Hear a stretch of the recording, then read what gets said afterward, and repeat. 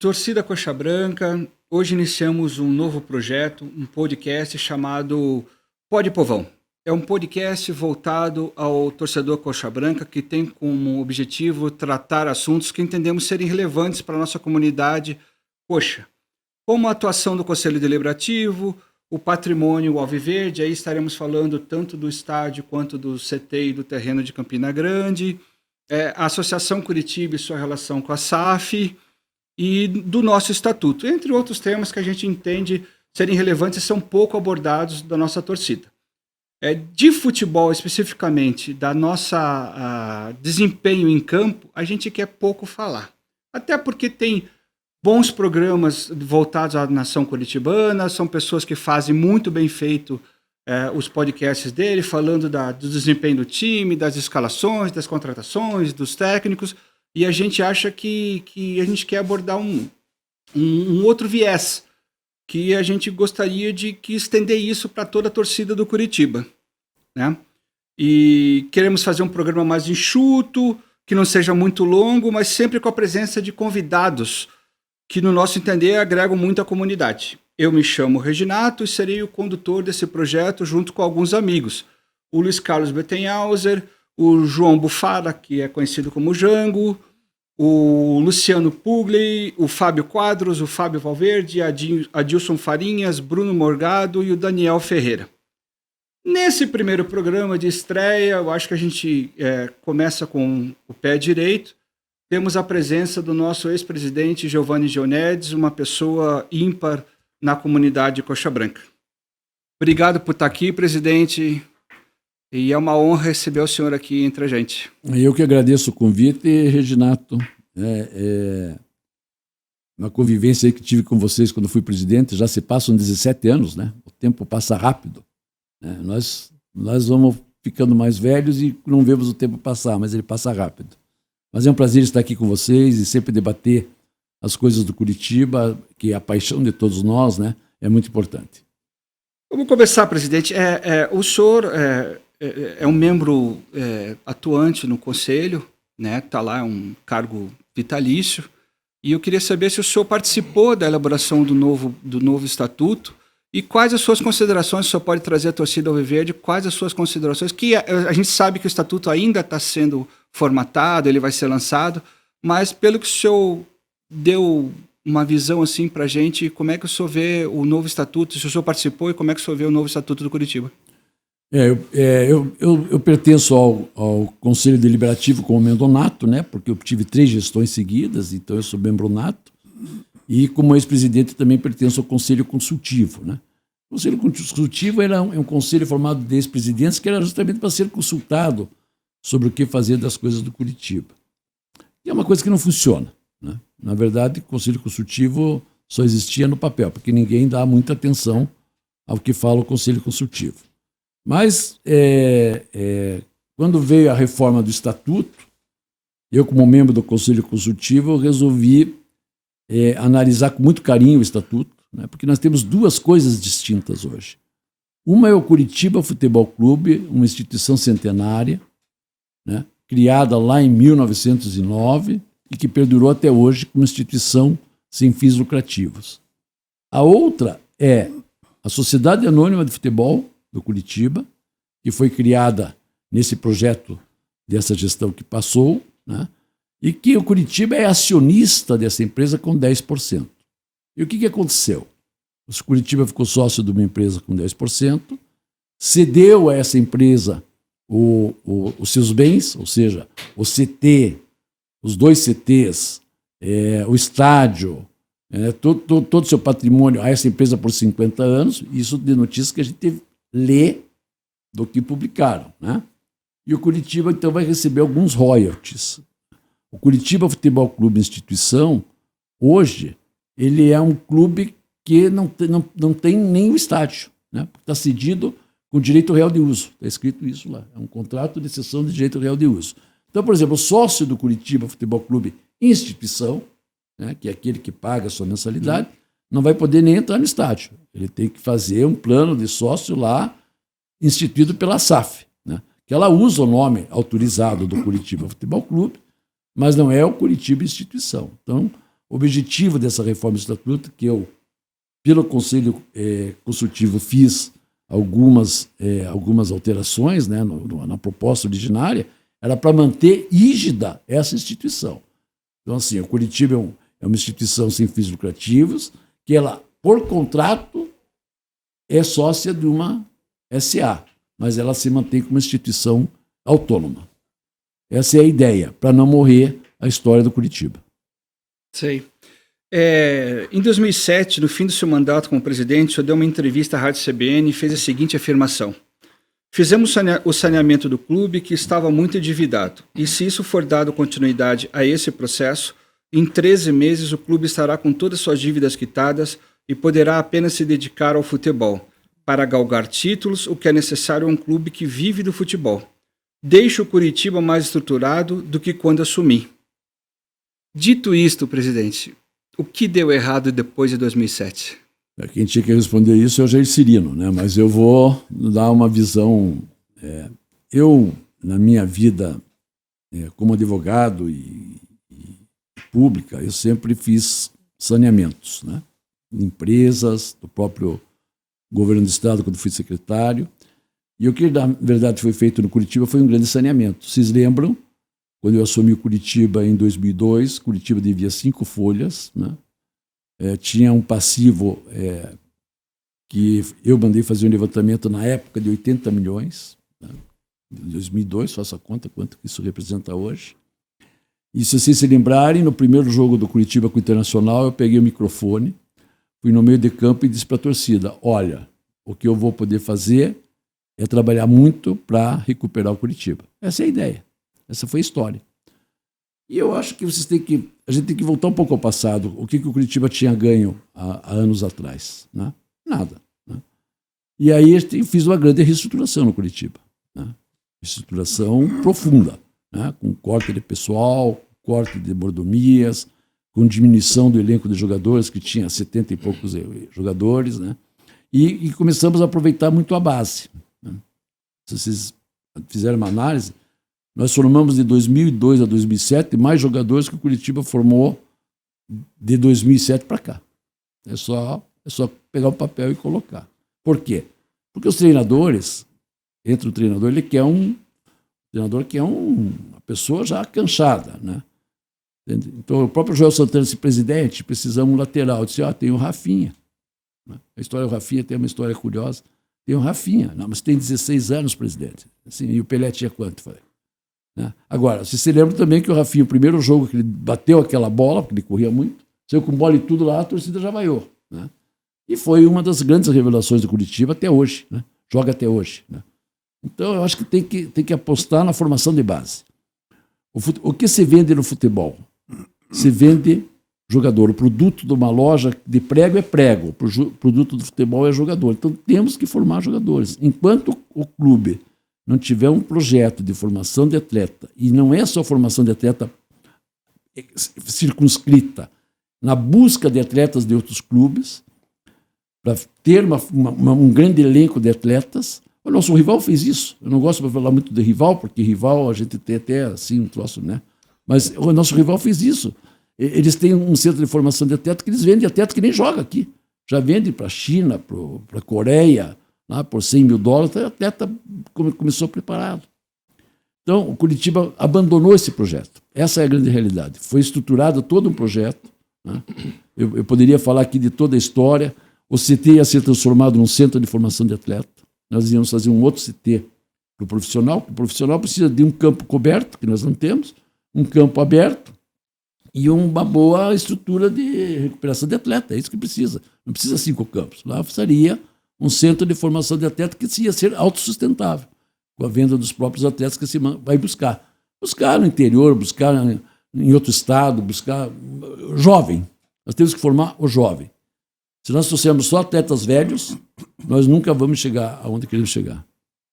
Jango. Presidente, até dentro dessa linha de raciocínio da aposta, né, na categoria de base, que eu concordo 100%.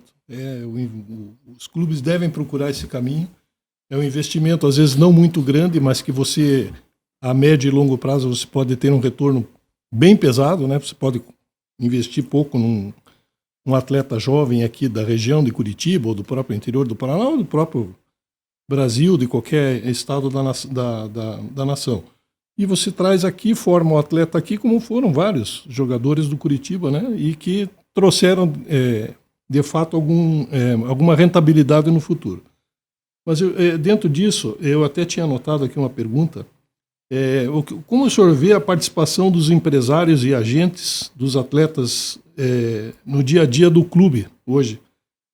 Ou simplesmente gerindo a carreira desses atletas? Eles ajudam ou atrapalham?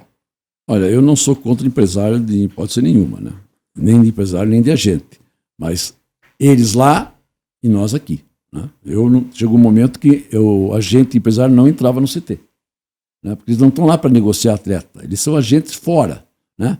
Para orientar a família, ou até para ajudar o jogador, ou até para procurar algum comprador para o jogador. Mas dentro do CT não tem que entrar agente de atleta, nem empresário de atleta. Lá é um local de trabalho.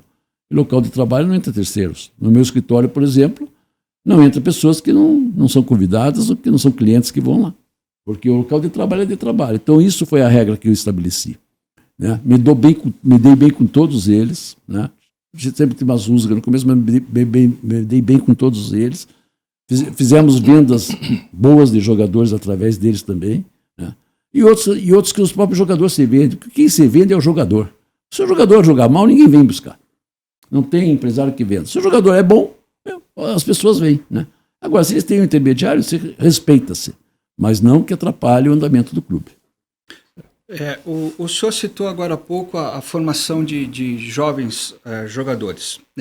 Na sua gestão teve Keirson, Marlos, Miranda, Henrique, Adriano, Roberto Brum, que o senhor trouxe, o goleiro Praz, né? Todos formados na nossa base. No seu projeto de gestão, o senhor tinha uma situação que era a formação educacional dos jovens jogadores, que incluía até a obrigatoriedade de ter uma língua estrangeira. E o senhor citou também que o nosso co-irmão aqui de Curitiba faz isso. Por que no Curitiba é tão difícil disso sair do papel? Aí veja, na verdade, o Curitiba tinha uma instalação muito acanhada, né, que é ali na curva, que eu reformei, inclusive, para colocar esses atletas que eles tinham obrigação de estudar. Né? Então, o Curitiba, na época, tinha matriculado eles no unificado, né, e eles tinham hora para ir para o colégio e hora para voltar. Né? E se não chegasse no horário também, já era punido. Né? E se não tivesse nota boa, também não treinava. Porque você tem que formar a pessoa, você tem que formar até o caráter da pessoa. Né? Pessoas, às vezes, em condições que não têm nem educação. Então, você tem que dar. Porque o atleta vai para a Europa, daí não sabe falar nem espanhol, não sabe falar nem inglês. Então, você tem que dar instrução para o atleta. Né? Você tem que dar tratamento para o atleta. O tratamento ficou doente. O Rafinha, quando o Rafinha tinha 16 anos, teve uma pneumonia, mandaram para casa da mãe, em Londrina. Eu peguei o Oscar Yamato, e vocês podem checar com ele. Yamato, vai em Londrina, traz o menino, vamos internar, tratar e vamos cuidar. É obrigação nossa. Então, o atleta é o produto. Né? O atleta de formação é o produto do Curitiba. Por isso que tinha o projeto no CT de ter um alojamento de 150 lugares, de 150 quartos, para a gente formar atletas. Né? Atletas para aproveitar para o Curitiba, atletas para vender e atletas que às vezes não dá certo, né? Porque nem toda a peneira dá certo. Mas essa é a intenção. E não é só buscar o atleta aqui, buscar fora, buscar no Mato Grosso, buscar na Bahia, buscar no Nordeste, buscar o jovem, o menino ainda, né? E fazer um bom contrato para não ser roubado, né? Porque alguns nossos roubaram, né? Mas então esse é o espírito, né? E tem uma vasta relação aqui que você citou, sim, de atletas que eu nem me lembro, né? De outros que foram vendidos. Né? Foram muitos que na sua gestão foi formado. E a nossa dúvida assim, é, na sua visão, o senhor já foi dirigente, sabe das dificuldades que o clube enfrenta. É claro que depois que o senhor saiu é uma outra realidade, mas assim, na sua visão, por que isso é tão difícil? Nós estamos falando de 2007. Em 2024, nós ainda não temos essa estrutura pronta para a gente buscar esses jovens e formar o jovem e o cidadão. Por que isso é tão difícil na sua visão? E deixa eu só aproveitar a deixa aqui. Eu lembro que na sua gestão foi adquirido um terreno próximo ali de onde é o terreno do Atuba. Se não me engano, era para que esse alojamento e o restaurante fosse ali nesse espaço físico. Foi comprado uma chácara. A ideia era o seguinte. A ideia era ter o CT, um centro de formação de atleta. Quem fez o projeto do alojamento foi o José Augusto Arruda, que era o vice-presidente, o construtor famoso, que fez a capela que tem no CT de graça para Curitiba. Fez esse projeto. Então era para ter o centro de formação de atleta. Aí tinha essa chácara que foi comprada, que está a 3,5 km do atual CT. E daí tinha um terreno que depois eles abandonaram. Tinha um compromisso de compra e venda já pré-firmado para comprar um terreno para fazer o profissional. A mais 3 quilômetros, passando o Curitibano, o Golfe ali. Né? Tudo na mesma região. Acontece que abandonaram o projeto. Essa é a realidade. Né? O elenco de 2007 foi campeão paranaense em 2008, foi bem no brasileiro. Daí em 2009 quiseram montar um time campeão, né? Trouxeram uma porção de velhos e o Curitiba caiu outra vez para a segunda divisão. Essa é a realidade, abandonaram o projeto. Todo governante que vem e abandona o que foi feito, está fazendo uma ponte, ele abandona a ponte. Não deu sequência. E não dá sequência. Quer dizer, o que faltou no Curitiba foi sempre dar sequência a um projeto. Né? Projeto de quem quer que seja que fosse bom para Curitiba. Só que abandonaram. É a ideia de entrar lá. Não, eu vou entrar, eu só sou presidente de 2 anos. Entrou lá, você é campeão, eu vou embora. O outro que se ferre. Essa é a realidade. Né?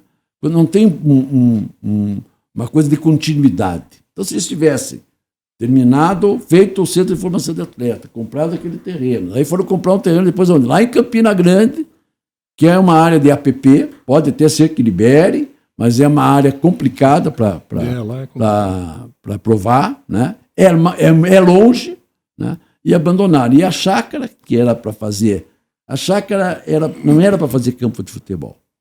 A chácara é o seguinte, o jogador treina de manhã e é liberado para ir para casa. Daí ele vai lá, se enche de comida e volta para treinar à tarde e já tem que desintoxicar. Então, ele saía dali, ia para esse centro de formação, para essa chácara, que era um hotel, na verdade, e depois voltava a treinar. Bom, esse hotel, quando vinha, por exemplo, o Cruzeiro, né, que é um clube irmão que treinava no CT, ficava no Mabu.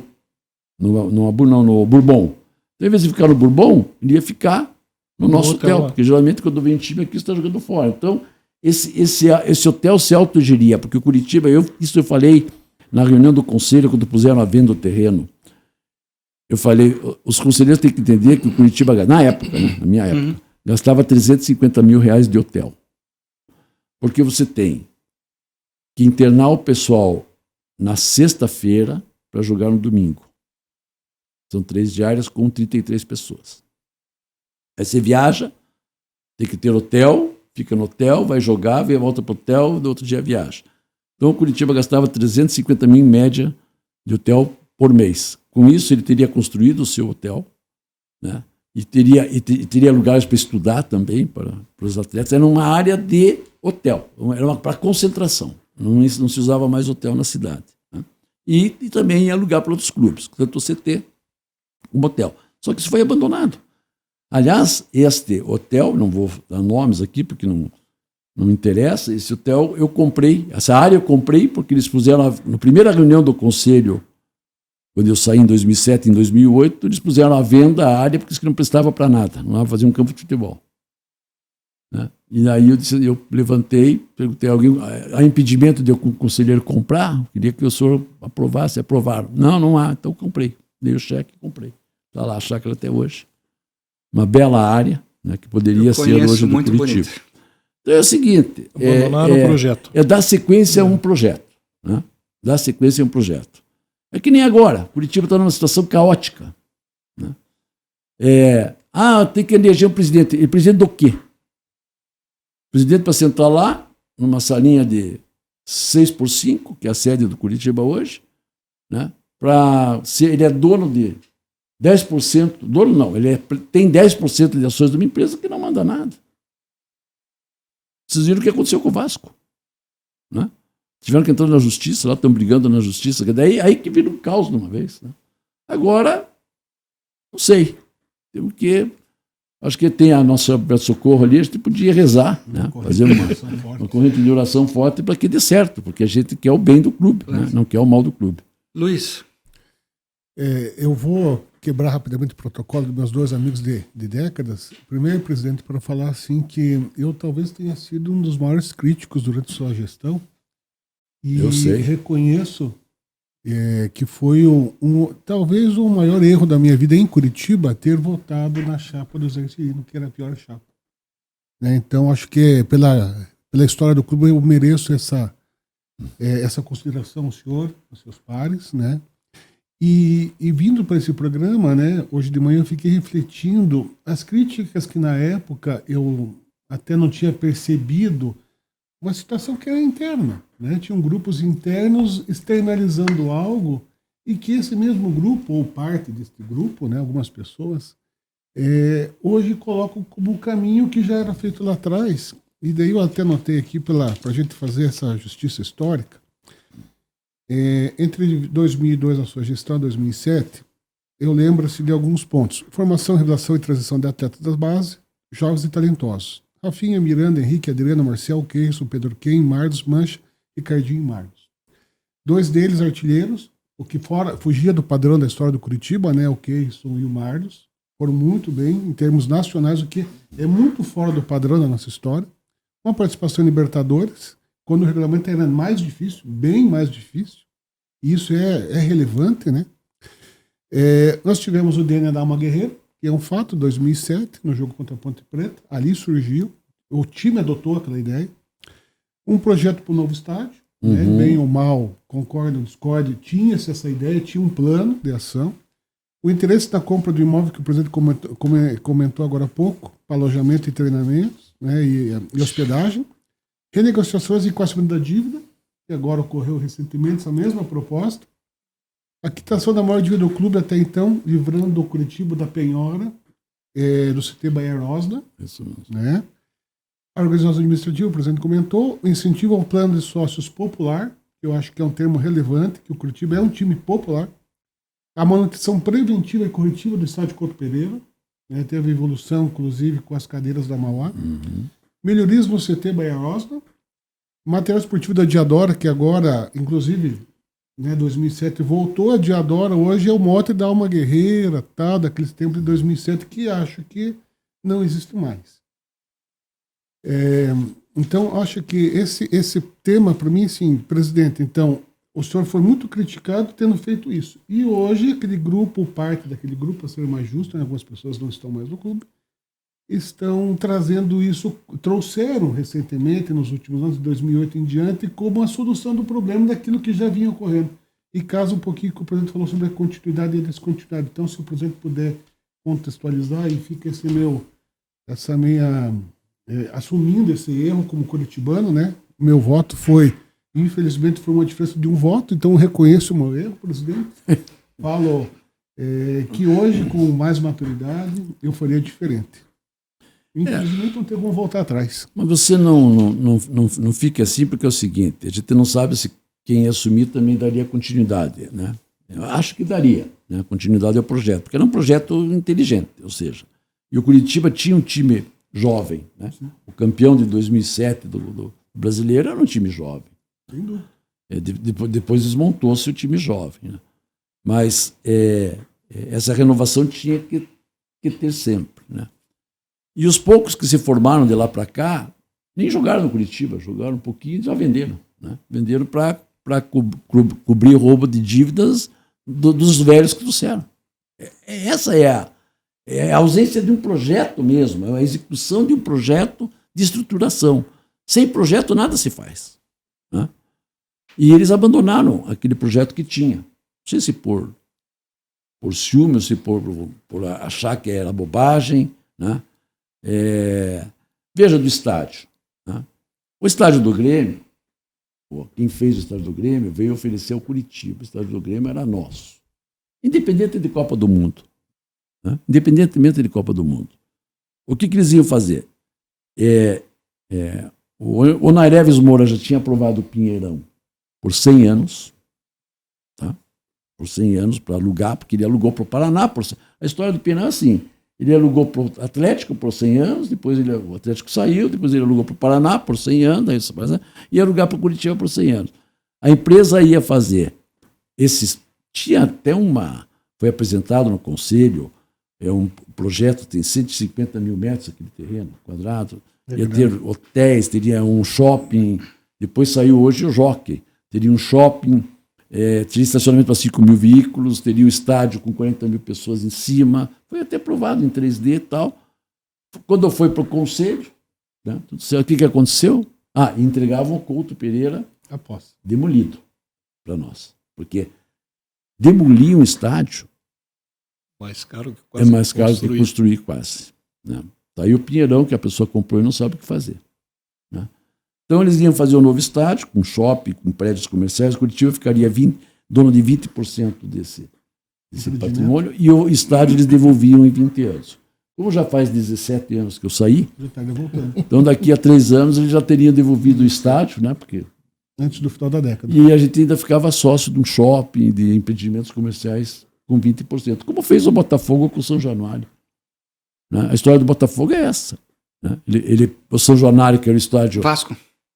Não, os começam... São... Botafogo fez Botafogo, não, como é que é o nome do estádio do Botafogo? Eles são... Newton Santos? Não, Newton Santos é o novo. O velho ali na cidade, que tem um shopping hoje. General Severiano. O General Severiano. Fizeram um shopping, ele tem 20% de renda do shopping e depois pegou o estádio da Olimpíada. Né? Nós teríamos um estádio moderno, independentemente de Copa do Mundo. O do Grêmio ficou pronto muito antes que o do Internacional, foi da Copa. Né? Então é assim, é o salto que a gente dá. Veja, se você pegar 2002 a 2007, nós estávamos na frente do Atlético, muito na frente do Atlético. E nós perdemos o salto. E o cavalo, se passa encilhado, se não pula, já era. E o Atlético pulou. Né? Pegou. Porque se nós tivéssemos no nosso estádio, ninguém faria o dele. Né? Só que assim, foi para o conselho era de oposição, você sabe? Sim. Né? Eu me elegi, mas o conselho era de oposição. E aí nós tínhamos um jogo, nem me lembro com quem, depois. Aí eles ficou lá, os conselheiros, o Couto é nosso, acho que é nosso. Ia ser nosso, nós íamos fazer empreendimento imobiliário ali. Nós teríamos um estádio moderno, com fácil acesso, com estacionamento. Né? E hoje nós temos os problemas do Couto, né? Que ficam inventando que vai cair, que treme. Aquilo ali foi feito para tremer mesmo. Né? Eu, a primeira vez que eu fiquei na presidência e tinha um jogo, eu disse assim, vai cair esse troço, porque ele não faz assim. Daí o projetista lá do Curitiba disse, não, mas ele é feito para... o Edir Miller, ele é feito, doutor Gilberto, ele é feito para fazer isso mesmo. Né? Inclusive o Mineirão é assim também. Só que o Mineirão eles puseram amortecedores, né, de medo que cai. Bom. Então eu acho assim, eu sempre disse, quando eu saí, a história vai mostrar os erros, né? Porque a história mostra os erros. Né? E a história está mostrando os erros. Né? Não foi dado sequência àquilo que o Curitiba precisava da sequência. Né? E hoje estamos aí, na situação que estamos. O Luiz citou aquele protesto que o senhor acabou enfrentando na sua gestão, e hoje em dia nós vemos o CEO do Curitiba, Carlos Amodeu, enfrentando protestos também na torcida, insatisfeitos com a gestão dele. O senhor consegue traçar algum comparativo entre os dois atos? Nenhum. O que o senhor pensa disso? Nenhum, porque eu estava lá por paixão, eu estava de graça. Aliás, eu estava pondo dinheiro, né? Porque não pus dinheiro, porque eu proibi conselheiro por dinheiro, mas todas as viagens que o Curitiba fez para fora, eu nunca deixei de pagar a minha refeição e o meu hotel, e a minha passagem. Né? Aliás, a minha passagem e a passagem do outro dirigente, se você lembra, nós tínhamos um projeto de levar 2 meninos da base nas viagens. Para amadurecer. Tá? Por quê? Você pega um menino de 16 anos, põe num avião, vai lá no Maracanã, fica com o elenco, entendeu? Isso cansa o menino. Então, quando ele for jogar lá com 18 no Maracanã, já conhece, já ficou ali no banco. Então, isso foi um projeto já desde o início de formação. Né? também foi abandonado. Então é o seguinte, a diferença é essa. Eu estava por paixão e eu acho que é o seguinte, que tem que ter responsabilidade, porque quem que apareceu da diretoria para bater a cara? Eu batia a cara, ia lá, brigava com o torcedor, me jogava cerveja, jogava nele, certo? Porque eu estava fazendo o meu serviço com a consciência tranquila. E eu estava fazendo o melhor para o Curitiba. Né? E ninguém sabia o que é. Porque no dia de pagar a folha, não tem nenhum corneta lá. Pois os cornetas estão lá. No dia de pagar a folha, não tem nenhum. Né? Agora, esse modelo ganha, acho que 100 mil, 150 mil no Curitiba. Né? Então é bem diferente. Né? E também tem uma, né? Eu acho que para trazer esses CEOs, tem que um pouco pesquisar a história de cada um. Né? Não conheço ele pessoalmente e não vou falar mal, porque não o conheço. Mas tem que ver a história de cada um. Presidente, aproveitando que o senhor falou das viagens, eu lembro que em algumas ocasiões que a gente bateu papo, o senhor sempre contava alguns fatos pitorescos. E eu tenho uma história que eu não, na verdade, eu ainda não sei direito o que aconteceu. Mas naquele jogo lá em Recife, lá da final não, né? Foi o jogo que nos deu o título. Parece que teve um caso de polícia com os jogadores. Isso procede mesmo ou não aconteceu? Não aconteceu. Não teve nada? Não, o que teve lá foi o seguinte. A polícia do Nordeste é muito agressiva nos campos de futebol. Né? Quando ia jogar com o Náutico lá mesmo pela Série A, eles são muito agressivos. O que foi o seguinte, nós fomos para... a diretoria saiu do vestiário e foi para a arquibancada, né, para ver o jogo. Né? E aí, quando a gente quis voltar para o campo, eles não deixaram entrar. Mas não houve briga, houve discussão. Com a polícia não houve briga. Briga houve no Vasco da Gama, né? E fomos tudo para a delegacia, quebraram o ônibus. Invadiram o ônibus. Bateram no Jackson. Bateram em mim, né? Porque aliás, eu fui o único dirigente que fui, os outros ficaram no vestiário. Dirigente, até o espeto. Até o espeto. Todo mundo no vestiário lá escondido, e eu fui lá no 11 a defender 6 lá. Já levei um bofetão, voei 3 cadeiras para lá. Entendeu? Dei também, dei um soco, o cara nem se mexeu. Me deu outro, eu voei mais 3. Entendeu? Mas a gente passou algumas. Dava para escrever um livro. Algum fato pitoresco que o senhor queira nos contar? Eu acho que assim, é uma experiência de vida, né? Eu acho que tudo que a gente faz na vida, a gente agrega sempre alguma coisa, né? O futebol ele é uma coisa que ninguém consegue explicar, né? Começa pelo elenco. Né? Eu cheguei à conclusão que você só é campeão quando está unido a diretoria, com a comissão técnica e com o elenco. Né? Se o elenco não tiver harmônico, se esses 3 poderes do clube não estiverem harmônicos, você não funciona. Né? E isso aconteceu conosco em 2006. Porque em 2006 nós estávamos em primeiro lugar. No final do primeiro turno. No final do primeiro turno, 6 pontos de diferença. Ganhamos do Avaí lá fora. Né? Ganhamos do Avaí lá fora. E aí houve um episódio que, se nós pegar, eu não vou falar nomes nem de jogador e nem de fatos, mas se você pegar o jogo do Curitiba com o Guarani, que depois ele foi concentrar lá em Itu, lembra? Porque tinha a Copa, né? Ele foi concentrar lá em Itu e pegar o jogo do Guarani, que a gente perdeu do Guarani, que foi ali que começou. E um jogador não passava a bola para outro, ficava sozinha na marca do pênalti, daí a gente descobriu o que é. Briga de jogador. Né? E isso aconteceu, briga diz que de soco. E não chegou ao meu ouvido, não chegou ao ouvido do diretor de futebol, na época. E o Curitiba foi mal. Daí eu disse, peraí, o que está acontecendo? Daí chamei os capitães do clube, pressionei e tal, daí a gente descobriu, daí eliminei alguns jogadores e tal. Mas aí o estrago estava feito. Daí nós não voltamos, acho que por 1 ponto também, né? Não voltamos para a primeira divisão por 1 ponto. Estamos em 5º daí, né? Ficamos em 5º, porque perdemos, né? Se perde 8 partidas seguidas, já era. E se você não tá, se fizer o jogo no preto e branco, você, por que esse cara não passou a bola pro cara sozinho ali, entendeu? Mas é por causa disso. Então não há harmonia. Então quando não há harmonia, né? Já era. Já era Luiz, mesmo. E eles derrubam o técnico também. Né? Quando não tem harmonia, os jogadores derrubam o técnico também. Presidente, eu queria aproveitar. Realmente, o presidente tem razão, a gente não sabia como seria se fosse outra gestão vencedora. Mas a gente sabe como foi as vencedoras. Né? E daí, com o passar do tempo, aí que eu falo desse aprendizado da vivência do futebol, eu gostaria de trazer alguns pontos para ver, para contar um pouco dessa história, né? No seu tempo, presidente, integrantes do G5 ou da G9 emprestaram dinheiro ao Curitiba? Nem um centavo. Parentes do G5 trabalhavam com agenciamento de atletas vinculados ao Curitiba? Não. Parentes do G5 tinham participação em direitos econômicos de atletas que jogavam no Curitiba ou em outros times? Era um G9, hein? Não. Havia um plano de sócios terceirizado com 38% da receita a quem terceirizou? Não.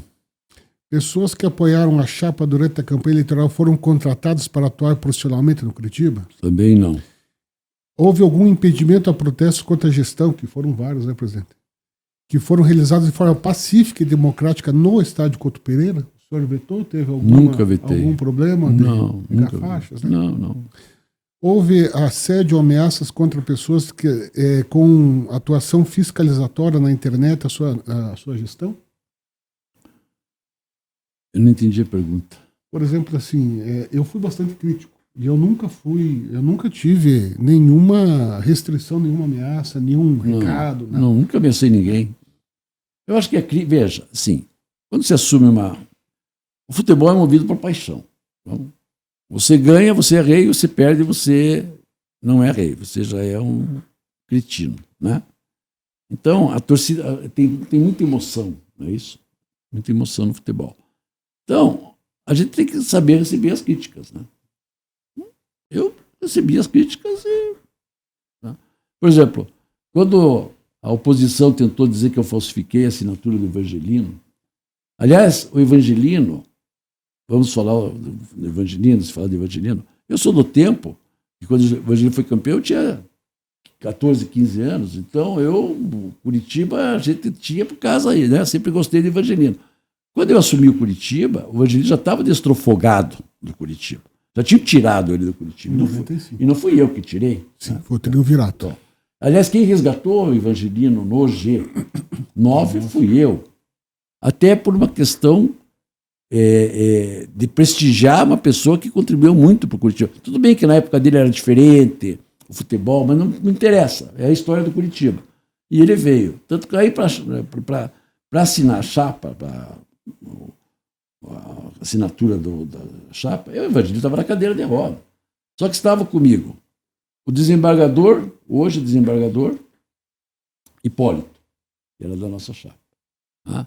Estava o Espeto, estava o André, estava 9 pessoas, e ele assinou na frente de todos. Depois vieram com a história que eu falsifiquei, tive que contratar, tive que fazer perícia judicial para provar que a assinatura era dele. Quer dizer, aí você tem que ficar bravo. Porque eu estou acusando de uma coisa que não é o teu feitio, né? Mas eu desmascarei todos. Porque eu fiz a perícia e publiquei a perícia judicial. Então eu acho o seguinte, mas a pessoa tem que receber crítica. Né? Porque a crítica também é construtiva. Às vezes por exemplo, eu queria demitir um técnico, quando nós jogamos na Baixada, queria demitir o técnico e a minha diretoria não deixou. Não, você é calmo e tal, eu queria demitir no vestiário. Não demiti, me tomamos para a esquerda. Né? Porque teve que demitir depois que ele já tinha enterrado o time. 8 jogos sem ganhar, já era. Então é o seguinte, são assim, você tem que tomar medidas, né? E às vezes a pessoa tem que criticar mesmo, e a crítica é construtiva. Agora, o que não pode haver é calúnia, injúria e difamação. Não pode cometer crime. Não pode cometer crime. Eu, até hoje, falem bem, falem mal, mas falem de mim. Entendeu? Não estou nem aí. O senhor tem uma experiência longa no futebol e nós estamos num novo período dentro do Curitiba. Como que o senhor vê a atuação da SAF? O senhor acha que a SAF precisa de mais tempo para se consolidar? Eu vejo muita gente internamente no clube pedindo paciência. Qual é a sua visão de futuro do Curitiba? Eu acho que a SAF precisa primeiro ter transparência.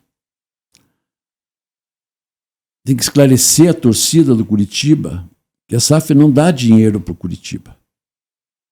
O Curitiba, instituição, hoje, é uma instituição que não comanda mais o futebol. O futebol hoje é de uma empresa chamada Sociedade Anônima de Futebol do Curitiba Futebol Clube, CNPJ tal. E essa coisa foi tão mal explicada para a torcida estava agoniada que a SAF ia ser a salvação, que a torcida votaram. Tem aprovação de 98%. Tem, porque votou. Né? Ninguém se opôs. Né? Mas ela é obscura. Quem conhece os contratos? Eu não conheço. Ninguém. Quem conhece? Não tinha nem tempo Pode de ser ler, que conheça 6, 7, 8 pessoas ali. Mas quem conhece o contrato? Idealizaram a ideia, mas né? Tirando isso... Quanto que eles ficaram de colocar de dinheiro? Quanto colocaram de dinheiro? Alguém já prestou conta? Isso. Porque ele é uma empresa privada, gente. Entendeu? E a regra é outra, né? E o presidente do clube, ele enfrenta a torcida. Com quem que briga hoje? Quando eu perdia, eles iam lá na minha casa, eu ia no meu escritório me xingar. Hoje, para quem que a torcida hoje grita? Antigamente dizia, fora Gionedes, fora Gionedes. Hoje, quem que é? A Modelo é empregado. Entendeu? Quem que comanda mesmo? Quem que representa, que responde? Quem que decide a discussão agora se joga o manga ou não? O manga. O manga, se joga o manga ou não joga o manga. Eu acho que o manga, viu? Eu não sou contra o manga jogar, até porque o erro foi quando aconteceu a vergonha de um jogador vender o time e não ser mandado embora. Rescindir o contrato por justa causa. Porque se uma pessoa no meu escritório roubar, eu mando roubar ou se vender, por informação privilegiada, eu mando embora. Mas vai para o justiça do trabalho? Pode ir. Até logo, obrigado. Então, esse foi o erro. Aí ficaram com o manga, agora ele cumpriu a pena. Né? Ele foi penalizado por ter feito aquela venda de cartões. Foi penalizado. Agora ele cumpriu a pena. Então, se está em forma, então que jogue, já que ficou pagando salário todo esse tempo. Né? Ou ficou lá treinando no clube. Você não pagou salário, mas ficou treinando no clube. Né? Então é o seguinte, é uma questão de transparência. Eu acho que o que está faltando no Curitiba é transparência. A quem reclamar, ao que puseram, quanto puseram e onde puseram. Você vai no conselho, vocês têm ido no conselho? Eu não tenho ido no conselho porque eu não quero brigar. Né? Então eu não vou, porque eu sou polêmico, eu não consigo ficar quieto. Né? Às vezes me aconselham, vai lá e só escute. Não consigo. Eu escuto, mas não é possível. Daí então é o seguinte, porque é o seguinte, não, eles estão prestando conta. Estão prestando, mas quanto que já puseram de dinheiro no Curitiba? Não, eles estão... Tem que mostrar, entendeu? Mostrar a situação. Né? O Curitiba deu lucro. Que lucro? O Curitiba deu? Onde é que está o lucro? Lucro contábil. Tá bom. Então, tá certo. Presidente, dentro dessa linha da pergunta do que o senhor achou dessa negociação da SAF, eu até lendo o projeto do novo estatuto, eu queria fazer uma pergunta. A questão da associação, né? O Curitiba Futebol Clube ensina que agora é uma associação. Como que o senhor vê a possibilidade de sustentabilidade dessa associação? Porque eu, pelo que eu li lá, não tem condições. É uma salinha pequena, você tem que construir um site, você tem que ter um advogado, você tem que ter um contador, você tem que ter uma pessoa para TI, e a arrecadação, pelo que dizem, né, a gente não leu o contrato, é apenas o valor que é pago pela locação do estádio. Essa é a rentabilidade que a associação tem. Mas com 40 mil, digamos assim, não vai sobreviver. Ele não tem locação de estádio. Não, o contrato da... Não é locação. Não é locação? Não. O estádio foi dado de direito real de uso. Pelo que eu li ali, nas entrelinhas.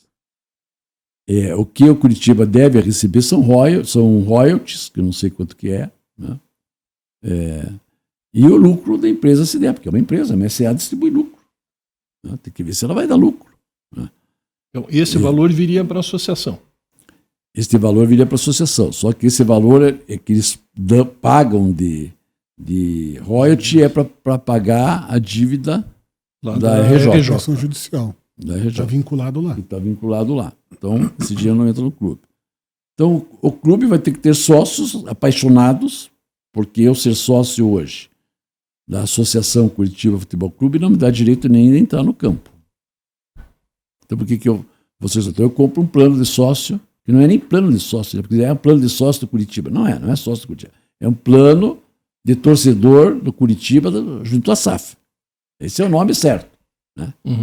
Vendem a ideia que é o plano de sócio do Curitiba. Não é. É plano de sócio torcedor, da SAF do Curitiba. Né? Então, compra lá, o cara se associa lá, ou compra lá o ingresso, entra no jogo. Eu, se for só sócio do Curitiba Futebol Clube, tenho que comprar o ingresso.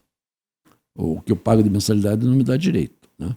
Seriam 2 associações. Agora é assim. O Curitiba chegou a ter aí, estava com 7 mil e poucos sócios agora em dia, né? O plano do Curitiba. Agora que passou tudo para a SAF, quem que vai ficar sócio do Curitiba? Porque agora, depois que aprovar o estatuto, a pessoa tem que dizer, não, eu quero continuar sócio da associação. Daí vai ser cobrado uma mensalidade. Não sei quanto, tem que fixar. Vai ter quantos sócios? Curitiba. Não oferece nada, né? Eu calculo uns 300 sócios. Como era lá atrás, na década de 90. Aí é o risco de o Curitiba não ter condições de se sustentar, porque se não vier daí lucro da empresa, Curitiba não tem condições. Não pode ter meio. É só despesa de contador, porque a salinha que ele está lá não dá despesa. Mas quem assumiu o Curitiba Futebol Clube hoje vai ter que ter uma visão de futuro do Curitiba Futebol Clube.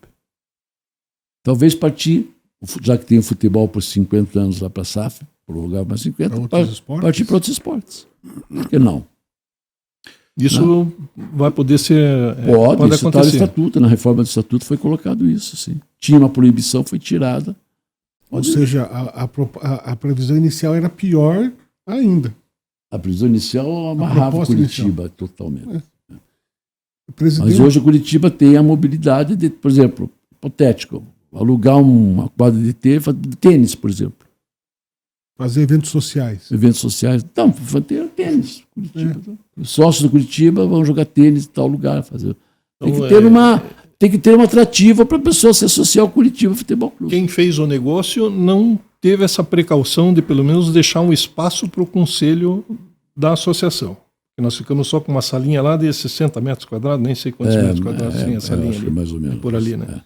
Então nem mas esse cuidado não teve. Eu não vou falar sobre isso, porque eu acho que quem fez que tem que falar. Né? Eu acho que hoje, quando tiver nova eleição, quem tem que ser presidente do Curitiba é quem fez isso. Ele que tem que responder. Porque se qualquer outro... Se você for lá, Jango, ser presidente do Curitiba, você que é conhecido da torcida, você vai levar uma bordoada e não tem o que fazer. Pois é. A Inês é morta. Entendeu? É capaz de cobrarem de mim o futebol do que do Sil. Exatamente. Porque você é conhecido. Porque hoje não tem. Né? Então, a proposta do nosso programa é justamente essa, abordar temas que são pouco esclarecidos ao nosso torcedor. O futebol, tem muita gente boa que faz aí, e a gente quer falar mais sobre esse tipo de temas aqui no nosso programa. Nós gostaríamos de agradecer a sua presença. O senhor foi o primeiro presidente que trouxe a Diadora para o Curitiba. Hoje em dia a torcida está enlouquecida com o novo material esportivo do clube. Alguns acham bom, outros acham mais ou menos. E eu sei que o senhor não foi convidado para o lançamento da camisa. Mas nós queremos lhe prestar uma homenagem, um agradecimento à sua gestão no Curitiba, a sua postura, a sua vinda aqui para conversar com a gente, com os torcedores do Curitiba. Eu vou pedir para o Luiz entregar para o nosso presidente uma lembrança nossa. Obrigado. Vamos abrir aqui. E lembrando, até incluindo, por exemplo, naquele tempo nós tínhamos um museu, né? Nossa história é preservada. Museu.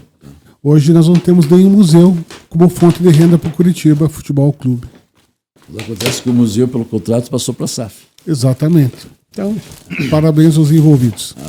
A camisa nova da Diadora. Camisa nova da Diadora. Que bom. Presente nosso para o senhor aí. Muito obrigado. Espero que o senhor desfrute e mais uma vez agradecemos a sua presença aqui.